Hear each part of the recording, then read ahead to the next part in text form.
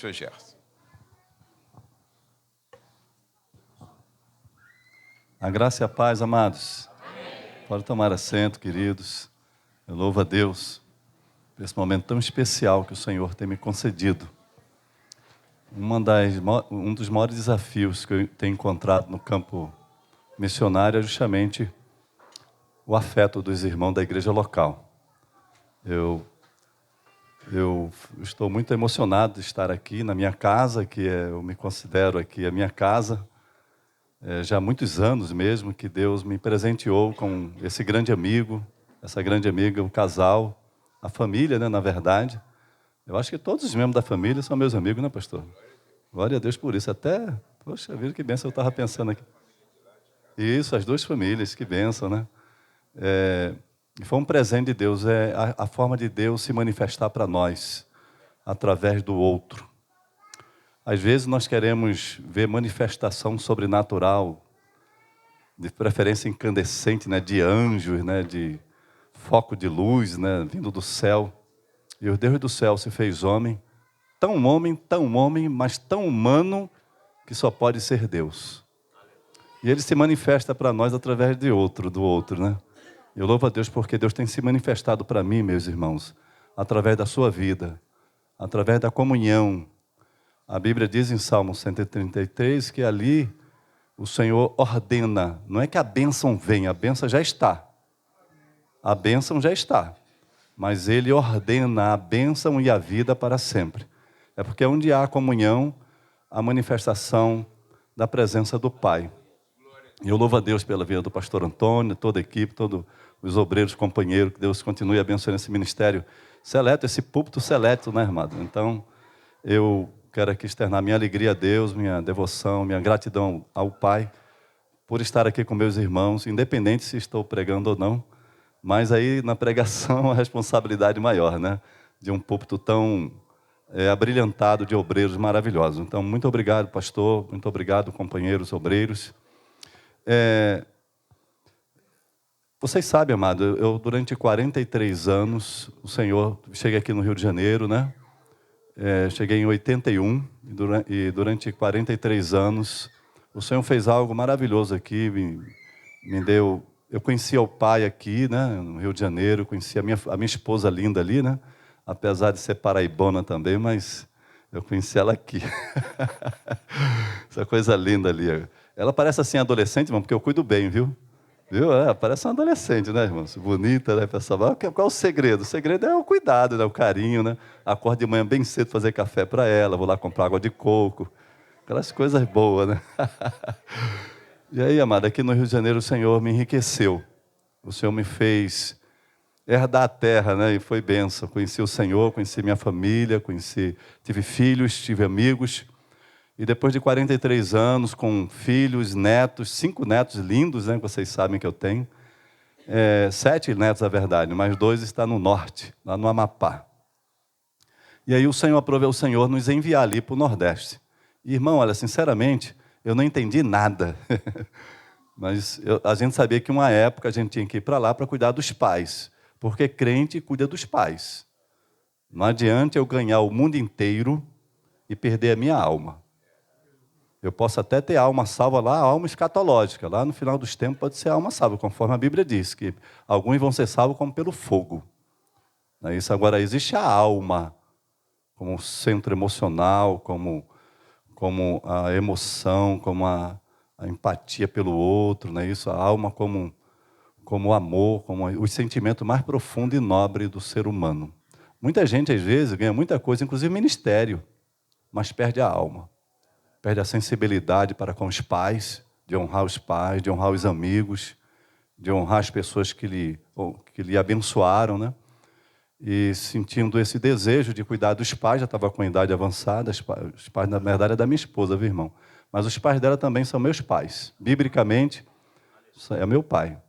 E assim fomos ali, começamos a cuidar dele. Era uma pessoa muito difícil mesmo, mas, irmão, o amor não há barreira para o amor. O tempo que eu tive lá, eu fiquei tentando usar meios de evangelização, né? Vocês sabem que eu sou professor de missões, trabalho com missões desde 96, Eu já preguei até em outros países, viajei Brasil afora. E qual a melhor forma de pregar? O que devemos pregar e qual a melhor forma? Qual a forma mais eficaz? Irmão, não tem jeito. Se você não ama, não funciona o negócio. O negócio não vai. Às vezes até parece que vai. Meu pai é meu primeiro filho na fé. Meu pai, um homem difícil, um homem bruto. E aí, quando eu me converti, preguei o evangelho para meu pai se rendeu ao Senhor, batizou junto comigo no mesmo batistério, viu, irmã? Batizou junto comigo, meu filho na fé, meu pai e filho, filho e pai. Foi algo lindo, maravilhoso, mas meu pai, durante muito tempo, depois de um tempo, percebi que ele não tinha frutos de regenerado, frutos de filho do Pai do céu. Percebi que faltava algo, uma substância diferente. Eu comecei a orar a Deus pelo meu pai intensamente. Aí eu tive um sonho. Nesse sonho, meu pai estava assim, uns 10 metros de distância de mim, eu pegava uma arma, pastor Moisés, eu pegava uma arma e atirava no coração do meu pai. Pá! Eu não sei nem usar arma, irmão, mas no sonho era uma arma. Não sei, eu nunca tive uma arma, irmão, eu acho, sei lá, acho que não. Mas eu via como é que é o nome do projétil, né? Eu via o projétil sair da arma lentamente, ele não tinha velocidade. E quando chegava no coração do meu pai, ele batia assim na carne e caía. Porque ele não tinha velocidade e não tinha a raia, aquilo ali é velocidade tanto de distância quanto de giro. Porque eu via o projétil assim, girando, tanto indo lentamente quanto girando lentamente. E ele batia assim no coração do meu pai e caía. É porque não foi eficaz a pregação. Não matou o velho homem. É necessário o homem morrer. Sim, amados? É necessário morrer para viver. É necessário morrer para viver. E aí meu pai não morreu, o velho homem não morreu. O velho homem continuava, apesar do evangelho, apesar de ter pregado. E aí, depois disso, eu comecei a orar intensamente para que meu pai viesse morrer. Morrer no velho homem e nascer para Cristo. Não nascer da vontade do homem, nem da carne, nem no sangue, mas de Deus. E filhos de Deus têm características diferentes. E assim, amados, o evangelho foi ali, eu orei intensamente para amar aquelas pessoas que, muitas delas, por exemplo, é o caso do meu sogro, acho que ele até odiava o evangelho, odiava os evangélicos. A hora que ele abria a boca para falar era sempre depreciativo, sempre defamatório. Mas um dia eu parei assim de frente a ele e comecei, meu sogro, que amor é esse? Que amor intenso de Deus pelo Senhor. Que amor, ele, que isso? Ele tomou aquele susto assim, eu falei. Aí eu comecei assim, lacrimejar. Ele, você acha mesmo, Gerson? Eu falei, meu sogro, você sabe que eu tenho 3 filhos lindos, que nesse momento precisa muito de mim, porque todos eles são casados e têm filhos. Você sabe que eu tenho uma vida intensa no Rio de Janeiro. Você sabe que eu tenho muitos amigos e tinha muito trabalho na igreja, no seminário e assim por diante. Mas esse Deus te ama profundamente, que me enviou aqui para cuidar de você. Que amor é esse? Eu comecei assim, que amor é esse? Porque eu fiquei impressionado mesmo, irmão, com o amor de Deus, de mover essas coisas, nos mover céu e terra para abençoar uma vida. E aí ele começou a sentir também, começou a chorar, e aí depois pregamos o evangelho eficaz, o evangelho que primeiro vem a lei. A lei é necessária para a pregação do evangelho. Porque para o homem morrer, ele precisa reconhecer que é pecador. Eu falei da depravação total, que ele era um homem depravado, um homem moralmente depravado, mentalmente depravado, psicologicamente depravado. E assim, quando ele foi tomando assim, falei do pecado, e depois falei que ao homem está determinado a morrer uma só vez, vindo depois o juízo, e esse juízo estava contra ele, e depois falei da graça. E aí meu sogro se rendeu a Deus, e foi algo assim extraordinário. Depois começou o processo, né? Mas hoje ele dorme no Senhor, amado. Então, eu louvo a Deus por isso. Depois disso, eu estou aqui dando essa introdução rápida, irmão, para entrar na palavra. Depois disso, eu fiquei desorientado, sem saber o que Deus queria comigo ali. Porque as igrejas no Nordeste são igrejas grandes, irmão. São igrejas, assim, muito abençoadas. Grande, com crentes, até os católicos lá parecem evangélicos. Os católicos são intensos, irmã. Eles vão à igreja, você conversa com eles, parece ser evangélicos, né? Ou seja, eu fiquei assim, e agora? Depois da morte do meu sogro, o que fazer aqui? O que é que eu estou fazendo aqui? Deus me levou aí para João Pessoa, né? Um lugar privilegiado, um lugar confortável. Eu falei, eu estava até desconfiado, né? Crente não vai para lugar confortável. Mas era só um descanso que o Senhor estava me dando. Ou seja, encontrei com os irmãos que gostam muito de evangelismo, assim também como o nosso irmão que nos antecedeu. E começamos a fazer parte ali de um trabalho que tem no centro, né, na área nervosa de João Pessoa, bem no centro comercial, chamado Lagoa. E ali tem um trabalho, irmão, diariamente. Por isso que eu gostaria muito de pedir a cooperação dos irmãos. Eu sei que essa igreja é uma igreja generosa, uma igreja missionária, uma igreja que tem sua característica. Toda vez que eu lembro dos irmãos, eu lembro de generosidade. Diante de Deus que eu estou falando para os irmãos. Toda vez que eu lembro da igreja aqui, eu lembro da generosidade de Deus. Essa igreja é uma igreja generosa, uma igreja que abraça, que tem prazer em ajudar, em cooperar. E justamente, eu estou compartilhando com os irmãos que eu sei que eu posso contar com os irmãos em oração. Porque todos os dias, de 6 da manhã a meio-dia, tem um trabalho de evangelismo. Todo santo dia, de segunda a sexta, sábado na casa de alguns irmãos, sábado, domingo também. E há umas 2 semanas atrás, ou 3, porque o tempo que eu estou aqui, acho que eu cheguei dia 1º. Então, há 3 semanas atrás, iniciamos uma base missionária que iniciou com 4 crentes. Porque muitas pessoas se aceitam Jesus ali naquele trabalho, pastor, e muitas vezes a igreja não consegue abraçar, não ama o suficiente, não colocou nada ali, não investiu nada, e assim, às vezes, não valoriza o que é necessário para valorizar. Principalmente os moradores de rua, que vocês sabem que não é fácil. E aí foi iniciada ali uma base missionária, tem 3 semanas. Eu gostaria de contar muito com a ajuda dessa igreja amada, essa igreja abençoada, essa igreja linda, para que possamos fazer a obra de Deus, irmãos, juntos. Deus chama todos, mas uns vão num espaço perto da sua casa, no seu bairro. Outros vão até outro município. Outros vão até outro estado, né? Outros vão até outros países. Não importa, irmão. Todos nós devemos fazer o que é necessário fazer. É lógico que um vai até mais distante, é o meu caso hoje, mas já, com certeza tem alguns irmãos aqui que já devem ter ido até para outros países.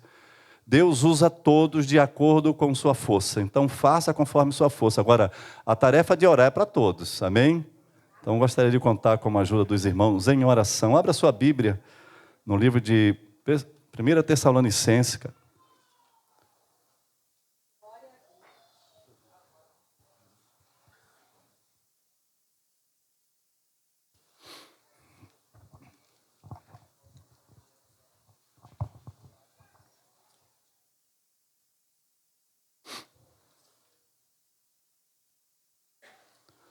1 Tessalonicenses, capítulo 1.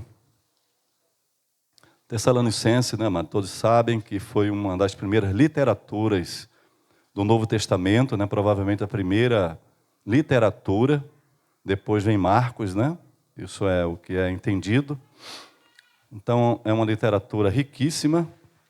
Uma igreja construída a partir de muita perseguição. O apóstolo Paulo estava em muita perseguição quando foi fundada essa igreja. Em 3 sábados, 3 semanas, essa igreja foi fundada. E depois Paulo teve que sair dali às pressas. Mas esse evangelho, ele é diferenciado, é um evangelho eficaz. Eu quero dar um tema aqui a essa pregação. A pregação eficaz ou o evangelho de Deus. Porque há diferença entre o evangelho de Deus e os outros evangelhos. Aqui é o evangelho de Deus, que é o evangelho eficaz, que a Bíblia vai dizer que é segundo a carne, filho de Abraão, ou filho de Davi, né? Pelas profecias também. E vai dar um nome, né? Em Romanos capítulo 1 vai dar um nome. Diz que esse evangelho é Jesus Cristo. Então o tema aqui, a pregação eficaz, ou senão o evangelho de Deus. Leiamos a partir do versículo 2, que diz assim: damos sempre graças a Deus por todos vós, mencionando-vos em nossas orações e sem cessar, recordando-nos diante do nosso Deus e Pai da operosidade da vossa fé, da abnegação do vosso amor e da firmeza da vossa esperança em nosso Senhor Jesus Cristo. Reconhecendo, irmãos amados, de Deus, a vossa eleição, porque o nosso evangelho não chegou a vós tão somente em palavra, mas sobretudo em poder no Espírito Santo e em plena convicção, assim como sabeis ter sido o nosso procedimento entre vós e por amor de vós.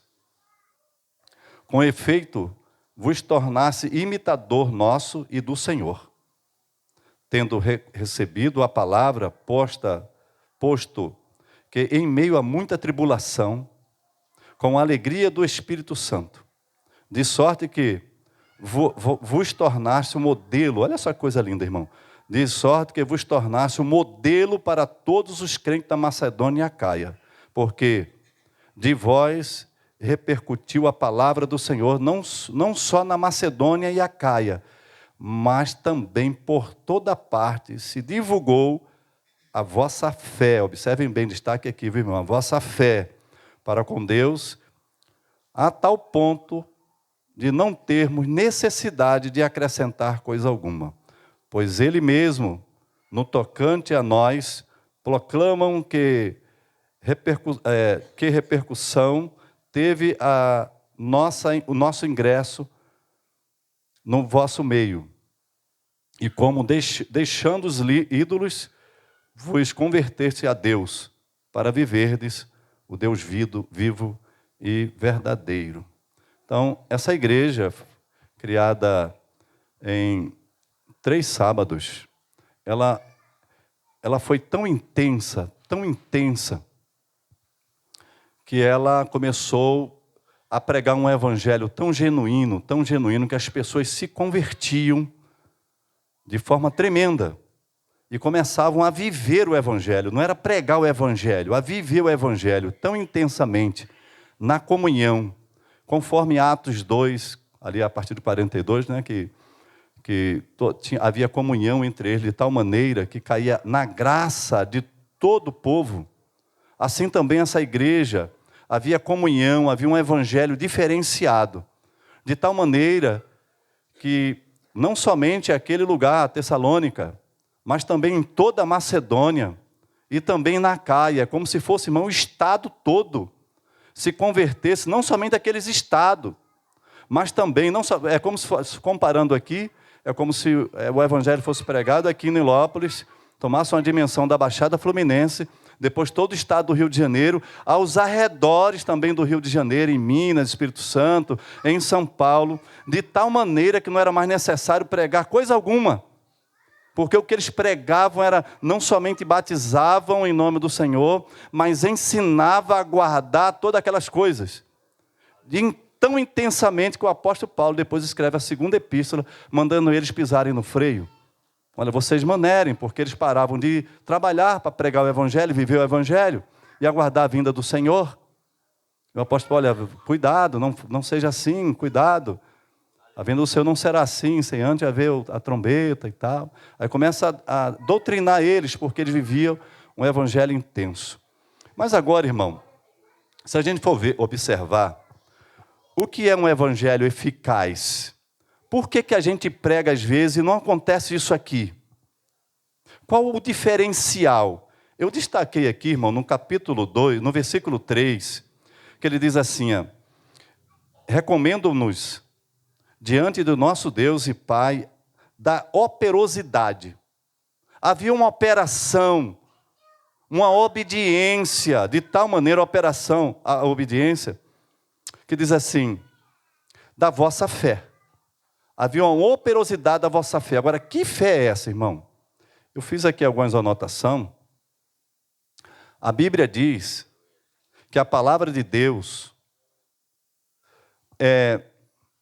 que todas as coisas visíveis são formadas a partir das invisíveis, segundo a palavra de Deus. Não é isso, irmão? As coisas visíveis são formadas pelas coisas invisíveis, segundo a palavra de Deus. Ela vem dizer ainda que a fé vem pelo ouvir e ouvir a palavra de Deus. Mas às vezes nós confundimos. A gente confunde fé e crença. A gente confunde às vezes fé e crença. E por confundir fé e crença, a gente não consegue compreender a plenitude dessa palavra fé. A dimensão dessa palavra fé. E aí, a gente vive uma crença. A crença, irmão, é uma expectativa do que se fará a partir daquilo que eu já creio. Então, eu vou ler a palavra de Deus para buscar nela algum tipo de instrumento para me abençoar. Isso é crença. Para eu ser melhor, para eu adquirir coisas. Então, a crença, ela parte do princípio de uma expectação a partir daquilo que eu já creio, já tenho um preconceito acerca daquilo. Isso é crença, não é fé. Fé é muito mais profunda, irmão.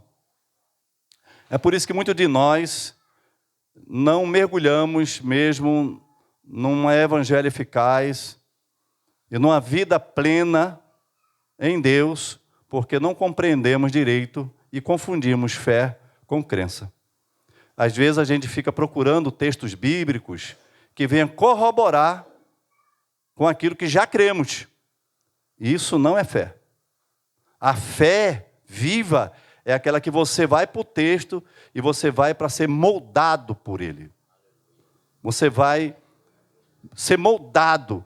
A diferença de fé em crença é que a crença, ela tem a parte humana. Então, por exemplo, que a teologia da glória de Martinho Lutero, é que tudo que eu quero é manifestação de poder. O Brasil tem uma das maiores igrejas do mundo, sim ou não, pessoal? Tem igreja em tudo quanto é lugar, o Rio de Janeiro principalmente. Mas por que temos tanta igreja, tanto poder, mas a sociedade está cada vez pior? E a situação está cada vez pior. Porque nós, pela crença, queremos poder, cultos bons, culto alegre, queremos sempre manifestação de alguma coisa. É a Babel. A Babel é a mãe de toda a idolatria. A mãe de toda a idolatria é Babel. Mas se você for ler o texto de Gênesis sobre idolatria, você não vê ali idolatria. Apenas uns homens dizendo, olha, eia, vamos e façamos uma torre e subamos nela. Mas em Apocalipse a Bíblia vai dizer assim, caiu a grande Babilônia, a mãe de toda a idolatria. Mas onde está o mistério nesse negócio aqui? A Babel era a projeção de si mesmo. Os homens queriam se projetar, subir acima dos céus e ser semelhante a Deus. Não esqueça que a proposta de Satanás a Eva foi que, olha, Deus sabe que no dia que tu comer, ou seja, no dia que tu desobedecer, será semelhante a Deus. E ela pegou do fruto e comeu. O desejo do homem é ser semelhante a Deus. Há uma força motriz, uma tendência humana de querer fazer ídolo. Nós somos fábrica de ídolo, está em Ezequiel capítulo 14, versículo 4. Os ídolos do vosso coração. Então, nós temos uma tendência. E a crença, o problema da crença é que nós queremos manifestação de Deus para nos projetar, para sermos vaidosos, para dizer que Deus se manifestou entre nós. E aí nós somos conduzidos por cultos bons, culto alegre. Muitos de vocês hoje eu não vi uma glória a Deus porque o culto aparentemente não é um culto de poder, porque não teve manifestação de poder. Mas não esqueça, Satanás toda vez que tentou Jesus foi para ele manifestar poder. Eu vou repetir, toda vez que Satanás tentou Jesus foi para a manifestação de poder. Ora, se tu és o Filho de Deus, transforma, manifestação de poder. Alguém já falou quando ele estava na cruz, olha, se tu é realmente o Cristo, desce daí, creiamos em ti. Observa a manifestação de poder. Mas o Deus de poder, ele se despiu da sua glória e se fez homem. E foi obediente, ou seja, tem alguma coisa errada aqui, amados. Na verdade, a autoridade é muito melhor do que o poder. É lógico que o poder nos muda. Quantos aqui estão aqui por causa de milagre? Quantos irmãos estão aqui por causa de milagre? É o poder. Mas o poder só muda, ele não transforma. A autoridade transforma. O poder, ele só tem o poder de mudar as pessoas. Pessoas que são atraídas por evangelho, pelo poder, porque foi em algum lugar, teve manifestação de poder, viu alguém ser curado, viu um paralítico andar, viu isso aí ele muda a vida dele, ele passa a ser evangélico, ele passa a frequentar uma igreja evangélica, ele mudou, mas não foi transformado. Porque a transformação é a partir da obediência. Observem bem o texto, olha, a operosidade da vossa fé, da abnegação do vosso amor, da firmeza da vossa esperança em nosso Senhor Jesus Cristo, reconhecendo, irmão, amados, de Deus da vossa eleição. A eleição aqui, amado, não é para salvação, como os presbiterianos, os calvinistas dizem, a maioria dos calvinistas. Eleição aqui é para vocação, é para chamada. Nós fomos chamados porque a missão de Deus é formar o homem. Façamos. O tempo do verbo aqui é presente contínuo. Façamos, Ele está fazendo aqui nessa noite.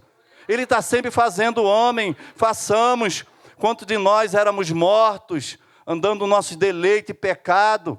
Aí, de repente, cremos no Evangelho, assim como Maria creu, e disse, olha, que seja conforme a tua palavra. A partir daquele momento, as mãos, a soma do Todo-Poderoso estava sobre Maria, assim também é conosco. Quando eu aceitei o Evangelho, a partir dali, Deus começou a me fazer uma nova criatura. Então, façamos, é um presente contínuo, Ele está fazendo. A missão de Deus, então, é fazer o homem. Não cabe à igreja fazer o homem. Muitas igrejas querem mudar, querem impor doutrina, querem impor costume, querem impor mandamento, quer dizer que é assim, assado. A igreja quer fazer certas pessoas, quer fazer o homem. A missão da igreja não é fazer homem. A missão da igreja é trabalhar, corroborar com Deus, é trabalhar. Isso é a missão da igreja, trabalhar com missões, trabalhar cooperando, mas não é de fazer o homem. A missão de Deus é fazer o homem, e a missão da igreja é cooperar com Deus. Ele nos chamou, então Ele nos vocacionou antes da fundação do mundo. Ele nos elegeu como igreja. Pode observar aqui que não é Jesus, porque se falar só Jesus, estava tudo bem, mas falou Jesus, o Cristo. Jesus, o Cristo. Quando fala o Cristo, está falando do Salvador, do ungido.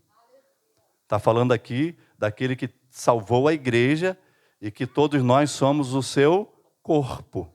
Amém, crente? Então, sendo o corpo de Cristo, nós somos eleitos antes da fundação do mundo. Então, somos eleitos como corpo de Cristo, e não individualmente. Ninguém é eleito individualmente para isso ou para aquilo. E se em Cristo ou fora de Cristo.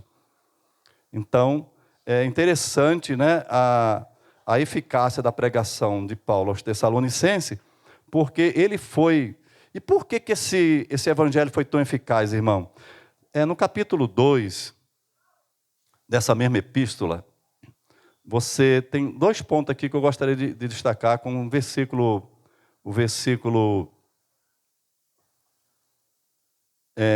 11. Que é, e sabeis ainda de que maneira, né, como um pai a seu filho, a cada um de vós. Ou seja, o apóstolo Paulo, ele dizendo como é que ele chegou até aquele povo, aquela comunidade, ele diz que foi como um pai a seu filho.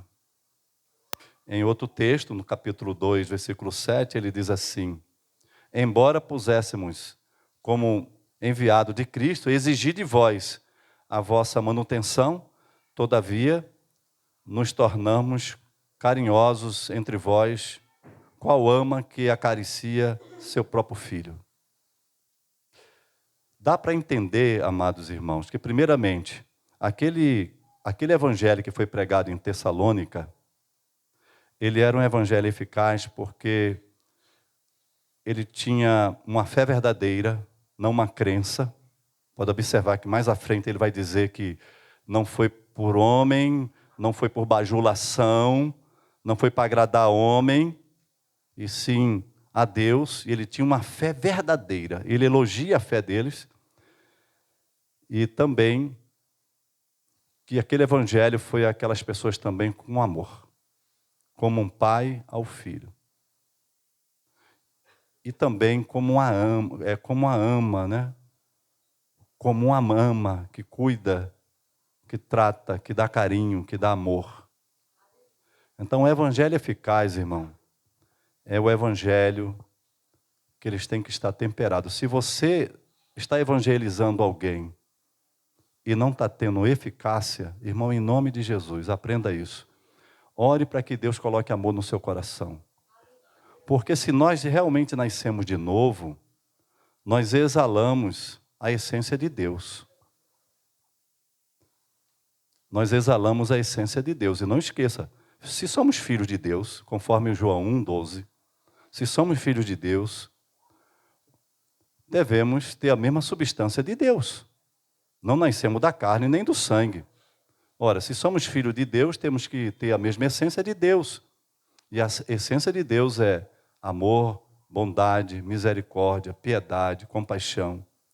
Então, se por um acaso você está pregando o evangelho e não está tendo resultado, irmão, ore a Deus, peça a Deus, Senhor, será que eu realmente estou tendo compaixão conforme tu tivesse?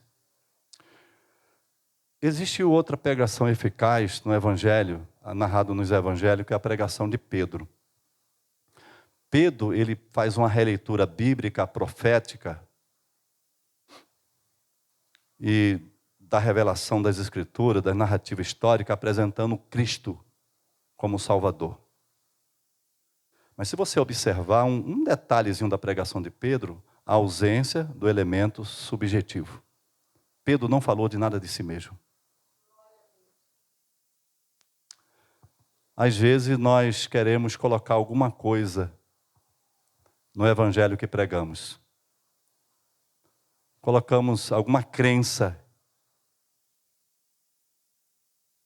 Irmão, a fé aqui foi eficaz, sabe por quê? Primeiramente ela era pura. Depois era para compartilhar. Nós fomos criados por Deus como filho de Deus para compartilhar, para doar. Como o apóstolo Paulo aqui, ele fala que doou sua própria alma. Ele doou a sua alma. Ele compartilhou a sua alma, irmão. Eu estava lendo aqui ainda há pouco, ali sentado, 2 Coríntios, capítulo 8, se não me falha a memória, sobre a oferta, né?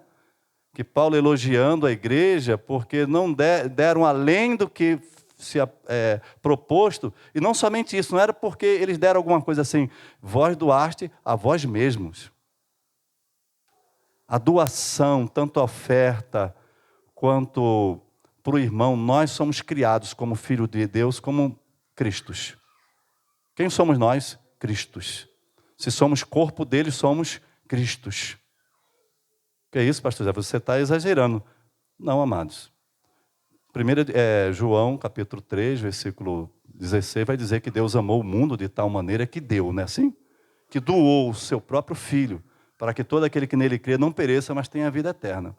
Em 1 de João, capítulo 3, versículo 16, agora epístola, 1 de João 3,16, ele vai dizer assim, e o amor de Deus é este, assim como ele deu seu Filho para nos salvar, assim também nós devemos dar.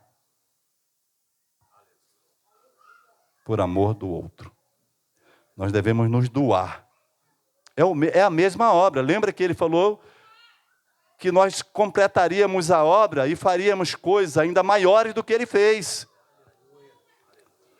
Sabe por quê, irmão? Porque nós somos os Cristo. Através das nossas virtudes, nós fomos chamados para exalar a virtude de Deus. As pessoas já sabem que Jesus Cristo salva.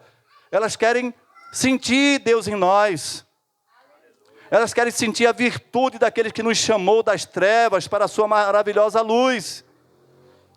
O que falta para o evangelho eficaz, irmão, é o amor. Eu me lembro, eu estava ali lembrando ainda há pouco, de uma das pregações fazendo ali, eu comecei a me compadecer daquelas pessoas que ali estavam, e comecei a pregar o evangelho ali, na praça, e com compaixão daquelas pessoas, que veio de Deus, não é algo que vem do homem, não é algo que a pessoa possa se gloriar ou se vangloriar, porque não é nosso, é de Deus, amém, pessoal? Amém, é de Deus, não cabe a orgulho, nem vaidade, porque é de Deus.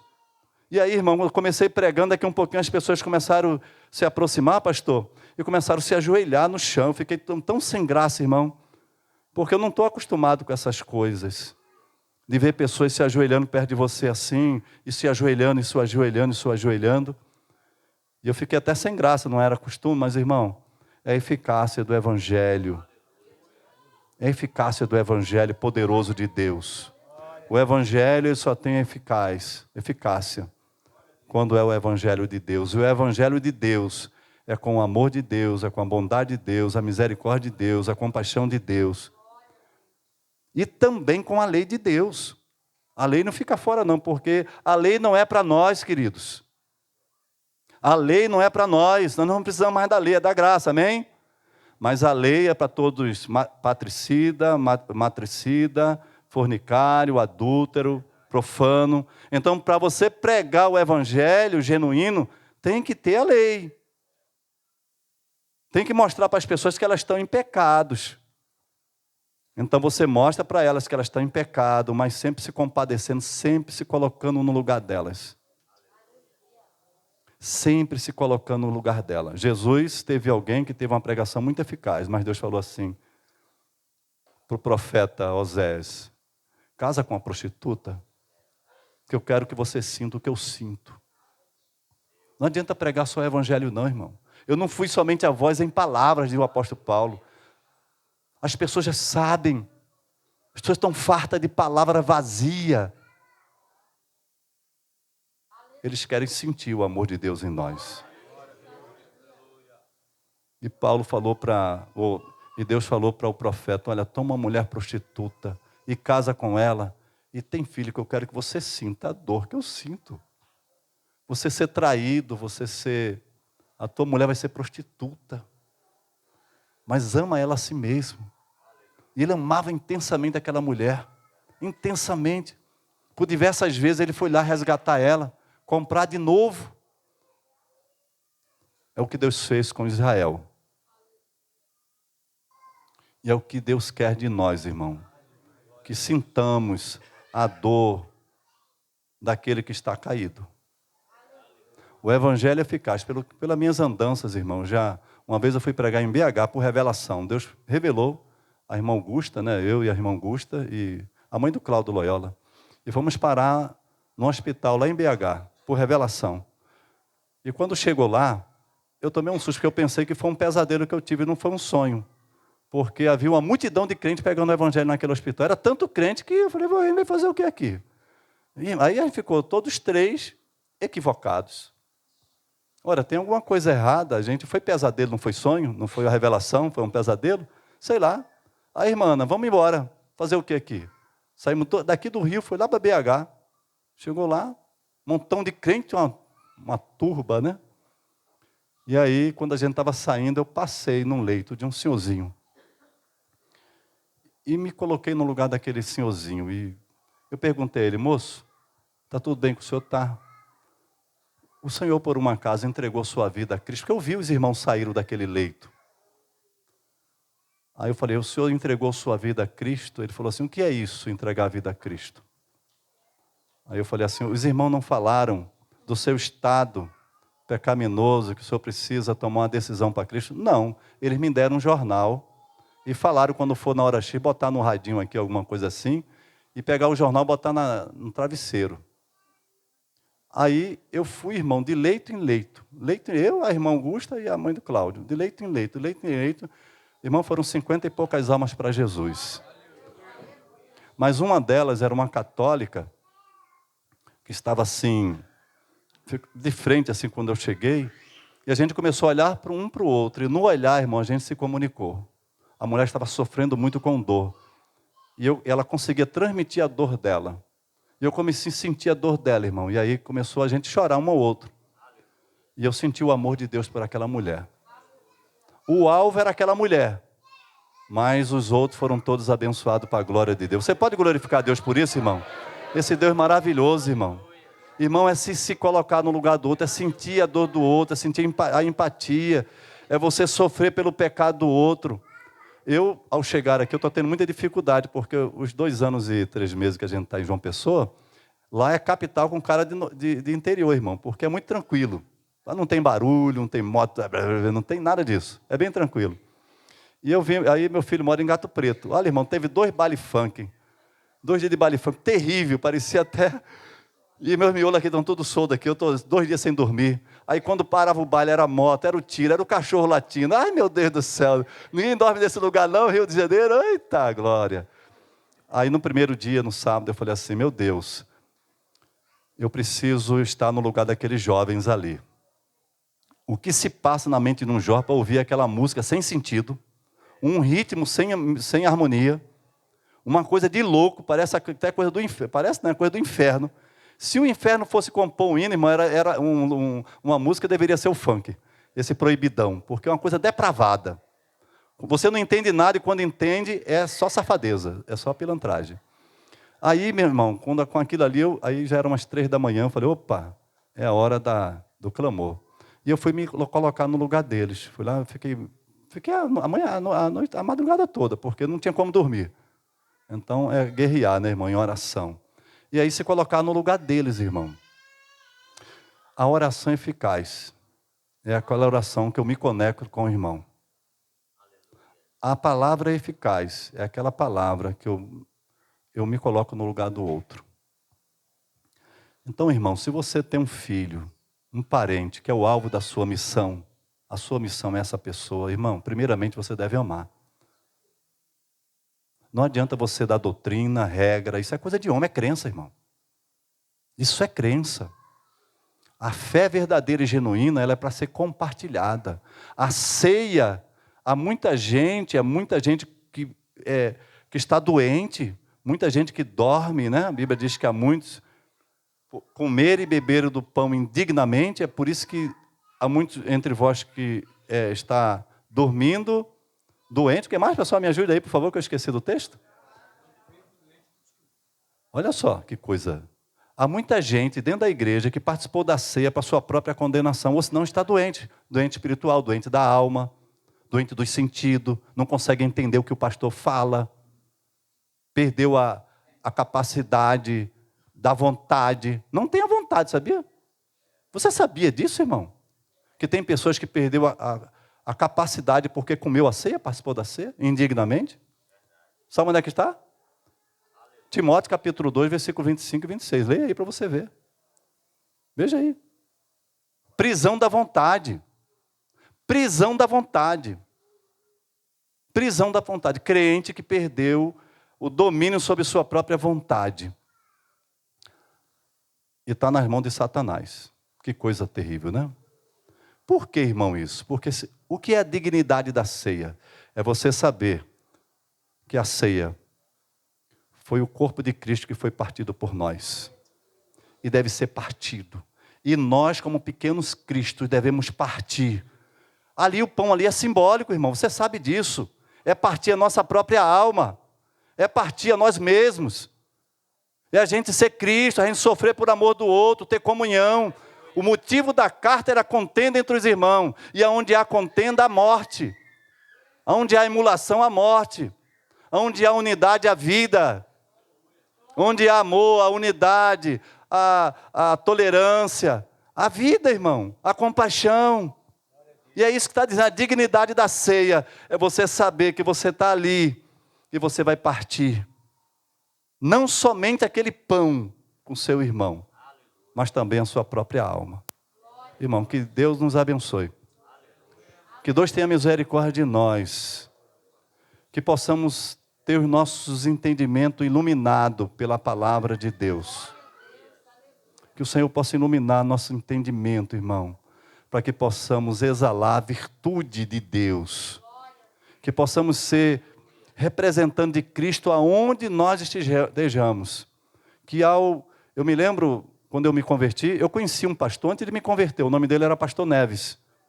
Acho que o pastor Moisés chegou a alcançar ele, pastor? Pastor Neves, do Éden? Ah, é? Eita!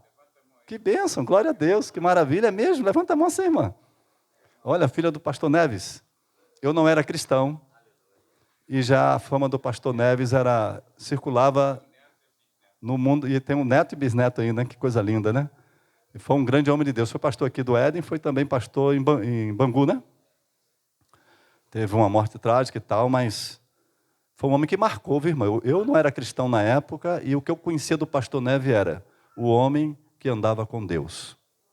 Porque ao entrar na igreja, isso aqui está no histórico, viu, irmão? Ao entrar na igreja, todos sentiam a presença de Deus. Irmão, que Deus nos use, segundo a sua graça, que possamos exalar, como corpo de Cristo, exalar o bom cheiro de Cristo. Então, irmão, o que cabe a nós, então, depois de entender isso? Vamos nos humilhar diante de Deus, irmão? Vamos confessar nossos pecados? Vamos nos quebrantar diante de Deus? Se a gente está pregando um evangelho que não tem eficácia, irmão, tem alguma coisa errada conosco. Não é com o evangelho é o mesmo. Deus é o mesmo, o evangelho é o mesmo.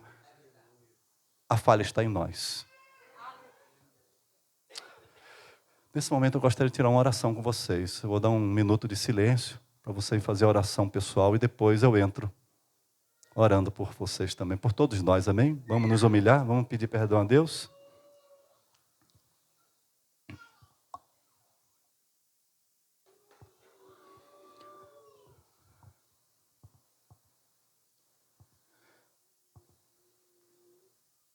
Pai, quero confessar meus pecados, Senhor.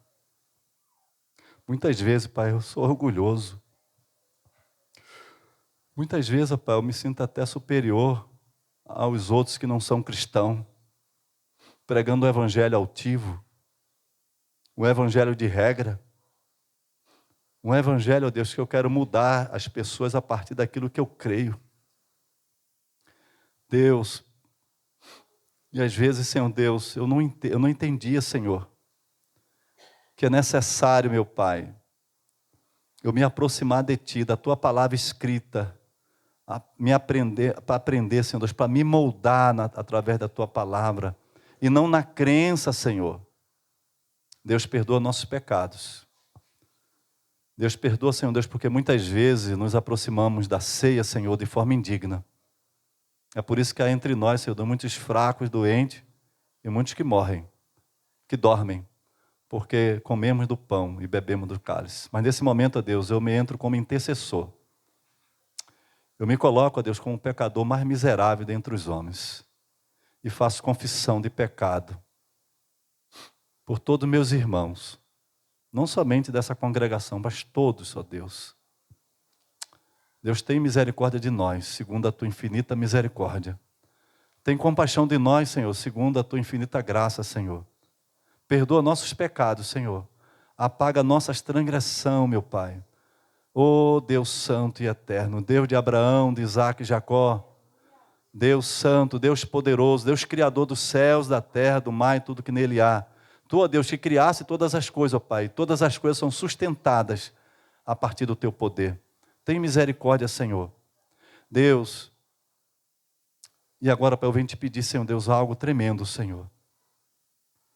Senhor, eu venho te pedir, Senhor Deus, que abra nosso entendimento para compreender, Senhor Deus, o verdadeiro evangelho, o evangelho eficaz. O evangelho, ó Deus, da glória de Deus, o evangelho de Deus, o evangelho eficaz. O evangelho, meu Pai, que, se preciso for, Pai, devemos usar a palavra, mas que as pessoas vejam Cristo em nós, esperança da glória. Pai, que as pessoas possam ser constrangidas a partir da nossa presença. Pai, não porque somos melhores, não porque, ó Deus, somos superiores. Não, Pai, porque nos despimos de nós mesmos e nos humilhamos, ó Deus, até o pó da terra, Senhor. Deus, que as pessoas não somente, ó Pai, ouçam o que nós dizemos, mas veja o que nós fazemos, Senhor. Pai Santo, que seja um evangelho, ó Deus, na prática, um evangelho de amor, um evangelho das Tuas virtudes, Senhor. Assim, meu Pai, eu oro, e assim eu te agradeço por tudo em nome de Jesus, amém? Muito obrigado, pastor. Obrigado, igreja.